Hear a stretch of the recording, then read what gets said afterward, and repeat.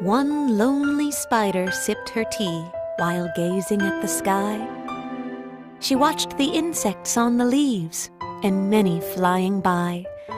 If I had friends like these, she sighed, who'd stay a while with me, I'd sit them down on silken chairs and serve them cakes and tea.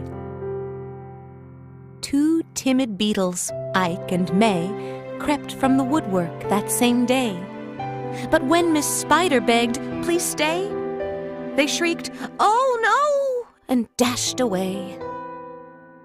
3 fireflies flew inside that night, their spirits high, their tails alight. They spied the web and squeaked in fear, "We'd better get away from here!" The little trio did not feel they'd care to be a spider's meal. 4 bumblebees buzzed by outside. "Please come to tea," Miss Spider cried. The 4 ignored her swaying there. She waved a tea towel in the air. She took a cup and tapped the glass. Then one bee spoke to her at last. "We would be fools to take our tea with anyone so spidery." Within the shadows of the room, just peeking from behind a broom, 5 grinning faces bobbed and peered. Miss Spider smiled, her heart was cheered. Descending for a closer look, she danced into the gloomy nook, but sadly found those jolly mugs belonged, alas, to rubber bugs. Some ants strode in, they numbered 6, but ants with spiders will not mix. She brewed them tea from hips of roses.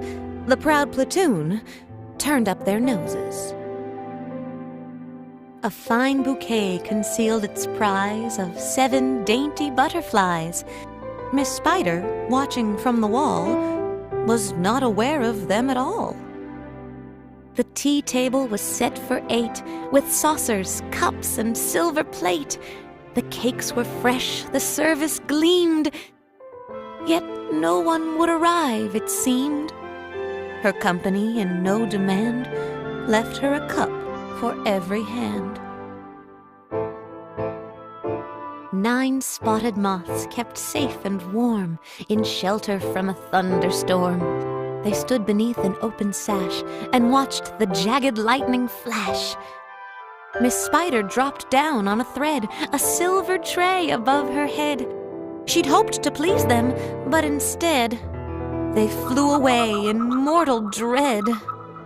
"They've left me all alone," she cried. She dabbed her eyes and sadly sighed. "It's plain no bug will ever stay." Her tears splashed down upon the tray. 10 tiny steaming cups of tea were perched atop her trembling knee. She sipped and sobbed, then heard a cough, and turned to see a small wet moth, a fragile thing so soaked by rain, his wings too damp to fly again. She smiled and took a checkered cloth to cloak the frail and thankful moth. They talked and snacked on tea and pie until his tiny wings were dry. Then, lifting him with tender care, she tossed him gently in the air. The moth told Ike, then Ike told May, who went from bug to say, "There is no reason for alarm. She's never meant us any harm." So later on that afternoon, assembled in the dining room, 11 insects came to tea to share Miss Spider's courtesy. 12 tender violets in a vase presented at Miss Spider's place. Set by her chair, so neatly spun, she munched the blossoms one by one. Her friends were glad to watch her feast upon the floral centerpiece. It was a great relief to see she ate just flowers and drank just tea.